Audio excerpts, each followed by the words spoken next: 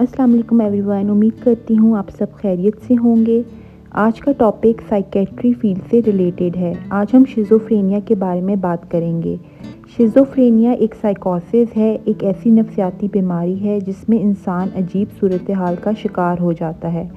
उसका आमतौर पर हकीकत से ताल्लुक़ कट जाता है और वो कुछ अजीबो-गरीब ख़यालात पर यकीन करना स्टार्ट कर देता है, या उसे मुख्तलिफ़ किस्म की आवाज़ें सुनाई देना स्टार्ट कर देती हैं, या फिर उसे मुख्तलिफ़ किस्म की शक्लें या लोग दिखाई देने लगते हैं। ये बीमारी उस इंसान के लिए और उसके घर वालों दोनों के लिए तकलीफ़ का बायस बनती है। लेकिन इस बीमारी का जो सबसे बड़ा ख़तरा देखने में आता है वो सुसाइड यानी ख़ुदकुशी का रुझान देखने में आता है। तो इसलिए ये बहुत ज़रूरी है कि जिन लोगों में शिज़ोफ्रेनिया के सिम्टम्स देखने में आते हैं उनका बार वक्त डायग्नोसिस किया जाए और वक्त पर उनका इलाज किया जाए। शिज़ोफ्रेनिया मेल्स और फीमेल्स दोनों को हो सकता है। ये ज़्यादातर यंग एडल्ट्स में होता है 20 to 40 ईयर्स की एज में, लेकिन ये बीमारी एडोलेसेंस यानी टीन एज में भी देखी जाती है। तो सबसे पहले हम शिज़ोफ्रेनिया के सिम्टम्स देख लेते हैं। शिज़ोफ्रेनिया के सिम्टम्स को हम दो ग्रुप्स में डिवाइड कर देते हैं, एक पॉजिटिव यानी मुस्बत और नेगेटिव यानी मनफी सिम्टम्स। सबसे पहले पॉजिटिव यानी मुस्बत सिम्टम्स देख लेते हैं। पॉजिटिव सिम्टम्स वो सिम्टम्स जो इंसान जब सेहतमंद होता है तब तो नहीं होते, लेकिन जब पेशेंट पर शिज़ोफ्रेनिया का अटैक होता है तो तब नज़र आते हैं।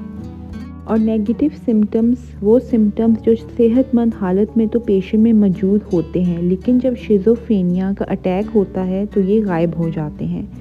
सबसे पहले हम पॉजिटिव यानी मुस्बत सिम्टम्स की बात कर लेते हैं। जैसे हमने पहले बताया, ये वो सिम्टम्स होते हैं जो इंसान में शिज़ोफ्रेनिया के अटैक के दौरान नज़र आते हैं। पॉजिटिव सिम्टम्स में हेलुसिनेशंस आती हैं। हेलुसिनेशंस में बंदे को अजीब किस्म की आवाज़ें सुनाई देती हैं या उसे अजीब किस्म की शक्लें नज़र आना शुरू हो जाती हैं। इन सब आवाज़ों और शक्लों का हकीकत से कोई ताल्लुक़ नहीं होता, लेकिन पेशेंट को वो सुनाई और दिखाई देती हैं और वो उन पर यकीन करता है। इन आवाज़ों का सुनाई देना और शक्लों का दिखाई देने को हम ऑडिटरी एंड विजुअल हेलुसिनेशंस कहते हैं। हेलुसिनेशंस के अलावा पॉजिटिव सिम्टम्स में डिल्यूजन्स आती हैं। अब डिल्यूजन्स क्या होता है? डिल्यूजन्स को अगर एक्सप्लेन किया जाए तो ये एक ऐसी चीज़ पर यकीन रखना जिसका हकीकत से कोई ताल्लुक़ नहीं। ऐसे लोगों को अजीब ख़यालात आते हैं। कभी वो ये समझते हैं कि लोग उनके बारे में बात कर रहे हैं, कभी वो ये समझते हैं कि उनके इर्द गिर्द जो लोग हैं वो उन्हें नुकसान पहुंचाना चाहते हैं या उसके ख़िलाफ़ कोई साजिश कर रहे हैं। इससे हम पैरानॉइड डिल्यूजन्स कहते हैं। कुछ पेशेंट्स को लगता है कि टीवी या रेडियो पर उनके बारे में बात की जा रही है, उनकी थॉट्स यानी सोचों को बताया जा रहा है, या कभी उनको लगता है कि दूसरों के ख़यालात उनके माइंड में डाले जा रहे हैं। इन सब चीज़ों का हकीकत से कोई ताल्लुक़ नहीं होता, लेकिन जिसको ये डिल्यूजन्स हो रही होती हैं वो उन पर पक्का यकीन रखता है। तो ये थे दो positive symptoms, hallucinations and delusions, जो शिज़ोफ्रेनिया के पेशेंट्स में नज़र आते हैं। अब पॉजिटिव सिम्टम्स डिस्कस करने के बाद नेगेटिव सिम्टम्स देख लेते हैं। ये नेगेटिव सिम्टम्स शिज़ोफ्रेनिया का जब अटैक होता है तो ये गायब हो जाते हैं और नॉर्मली ये पाए जाते हैं पेशेंट्स में जब अटैक की कैफियत नहीं होती।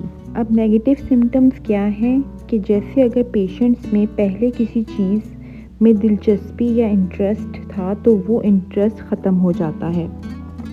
मसलन अगर वो पहले सोशल गैदरिंग्स जैसे शादी या पार्टीज़ वगैरह में जाना पसंद करता था तो अब वो शौक़ ख़त्म हो जाता है।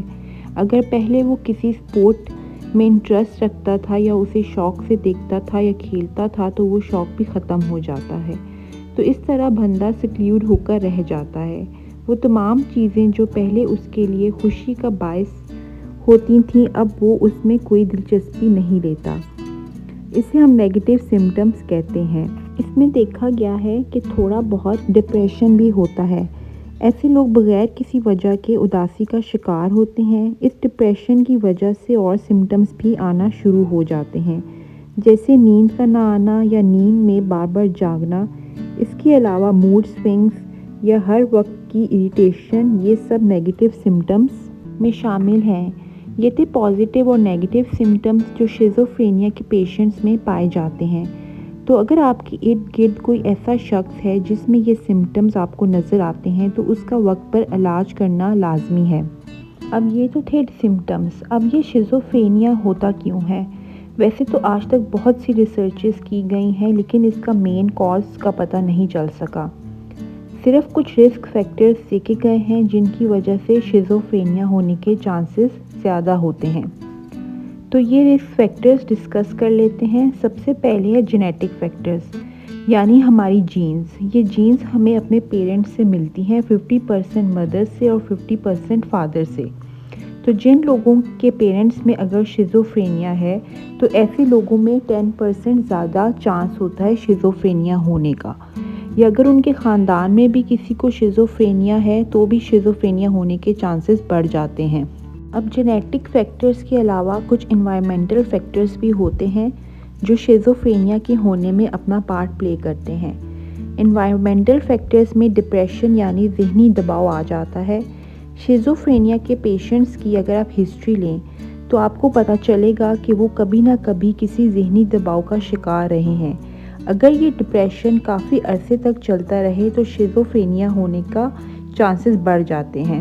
उसके अलावा जो लोग घरेलू झगड़ों का शिकार होते हैं, जिनके घर का माहौल में हर वक्त का लड़ाई झगड़ा रहता है, तो ऐसे लोगों में भी शिज़ोफ्रेनिया होने के चांसेस बढ़ जाते हैं। अब्यूसिव चाइल्डहुड भी शिज़ोफ्रेनिया के होने के चांसेस को बढ़ा देता है, यानी बचपन में मारपीट होती रही हो, उन बच्चों को एप्रिशिएशन ना मिली हो, तो ऐसे बच्चों में आगे चलकर जब वो जवान होते हैं तो उनमें बहुत से नफ्सियाती मसाइल होने के चांसेस बढ़ जाते हैं, जिसमें सेल्फ हार्म भी आ जाता है और शिज़ोफ्रेनिया भी हो सकता है। अब चलते हैं डायग्नोसिस की तरफ। डायग्नोसिस के लिए हम DSM-5 का क्राइटेरिया यूज़ करते हैं, यानी diagnostic and statistical manual of mental disease का 5th एडिशन। ये एक क्लिनिकल डायग्नोसिस है, इसके लिए हम किसी ब्लड टेस्ट का यूज़ नहीं कर सकते। तो कोई भी साइकेट्रिस्ट या साइकोलॉजिस्ट इस DSM-5 के थ्रू शिज़ोफ्रेनिया का डायग्नोसिस कर सकता है। DSM-5 का क्राइटेरिया क्या है कि इन 5 सिम्टम्स में से 2 का होना लाजमी है एटलीस्ट फॉर 6 मंथ्स। ये 5 सिम्टम्स क्या हैं? Delusions, hallucinations, disorganised speech, disorganised behaviour और नेगेटिव सिम्टम्स। इनमें से किसी 2 का होना लाजमी है, और हेलुसिनेशंस, डिल्यूजन्स और डिसऑर्गेनाइज्ड स्पीच में से किसी एक सिम्टम का होना लाजमी है शिज़ोफ्रेनिया के डायग्नोसिस के लिए। अब इसका ट्रीटमेंट देख लेते हैं। फ़िलहाल जो ट्रीटमेंट ज़्यादा यूज़ हो रहा है शिज़ोफ्रेनिया के लिए वो मेडिकेशन के थ्रू है। इन मेडिसिन्स को हम एंटीसाइकोटिक मेडिकेशन बोलते हैं। इस वक्त 2 किस्म की एंटीसाइकोटिक मेडिकेशन इस्तेमाल में है। एक को हम बोलते हैं टिपिकल एंटीसाइकोटिक ड्रग्स और दूसरी हैं एटिपिकल एंटीसाइकोटिक ड्रग्स। जो टिपिकल एंटीसाइकोटिक ड्रग्स हैं वो काफ़ी अरसे से इस्तेमाल हो रही थी और इनमें हेलोपेरिडोल, फ्लूपेंटाक्सोल, फ्लूफेनाजीन शामिल हैं। इन्हें हम टिपिकल एंटीसाइकोटिक कहते हैं। ये टिपिकल एंटीसाइकोटिक हेलुसिनेशंस को बहुत अच्छे से कंट्रोल करती हैं, लेकिन जो इनका सबसे बड़ा साइड इफ़ेक्ट है वो पार्किंसन टाइप साइड इफ़ेक्ट्स होते हैं।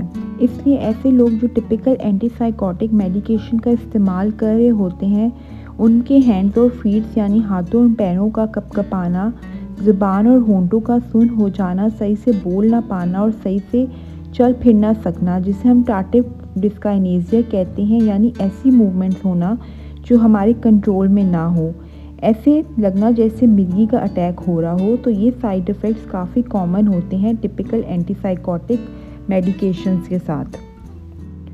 अब जो एटिपिकल मेडिसिन्स हैं जिसमें ओलेंजापाइन, क्यूटिपिन, रेस्पेरिडोन शामिल हैं, ये टिपिकल एंटीसाइकोटिक से थोड़ी सेफ़ होती हैं क्योंकि इनके साइड इफ़ेक्ट्स में टार्डिव डिस्काइनेसिया जैसे ख़तरनाक साइड इफ़ेक्ट्स शामिल नहीं होते, लेकिन इनके भी साइड इफ़ेक्ट्स होते हैं जिनमें वेट गेन, डिजीनेस यानी गनूदगी का रहना, लेजीनेस शामिल हैं। एटिपिकल एंटीसाइकोटिक में एक मेडिसिन है क्लोंज़ापाइन। ये बाकी एटिपिकल एंटीसाइकोटिक से बेहतर समझी जाती है क्योंकि ये नेगेटिव सिम्टम्स को भी बहुत अच्छे से कंट्रोल करती है जो टिपिकल एंटीसाइकोटिक हैं वो पॉजिटिव सिम्टम्स यानी हेलुसिनेशंस, डिल्यूजन्स को तो बहुत अच्छे से कंट्रोल करते हैं, लेकिन नेगेटिव सिम्टम्स जैसे डिप्रेशन वगैरह को कंट्रोल नहीं कर पाते। तो क्लोंज़ापाइन ये नेगेटिव सिम्टम्स को भी ट्रीट करने में काफ़ी हेल्पफुल होती है।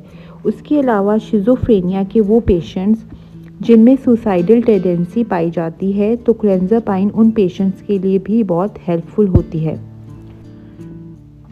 लेकिन शिज़ोफ्रेनिया का इलाज सिर्फ मेडिसिन्स के यूज़ से मुमकिन नहीं। कुछ पेशेंट्स में साइकोथेरेपी यानी टॉक थेरेपी भी मेडिसिन्स के साथ यूज़ की जाती है। और शिज़ोफ्रेनिया की ट्रीटमेंट में पेशेंट्स के साथ उसकी फैमिली की काउंसलिंग भी बहुत ज़रूरी है, ताकि वो पेशेंट की कंडीशन को सही से समझ सकें और उसे कैसे हैंडल करना है वो समझ सकें। तो ये था आज की वीडियो शिज़ोफ्रेनिया के बारे में, जो एक मेंटल इलनेस है जिसमें पेशेंट की इंसाइट ख़त्म हो जाती है, यानी पेशेंट में से ये रियलाइजेशन ख़त्म हो जाती है कि वो किसी बीमारी का शिकार हैं, जो इनकी रोज़मर्रा की ज़िंदगी को अफेक्ट करता है। तो अगर ये वीडियो आपको पसंद आई है तो लाइक कीजिएगा, कमेंट कीजिएगा और मेरे चैनल को सब्सक्राइब कीजिएगा। तो अब मिलते हैं नेक्स्ट वीडियो में। टेक केयर, अल्लाह हाफिज़।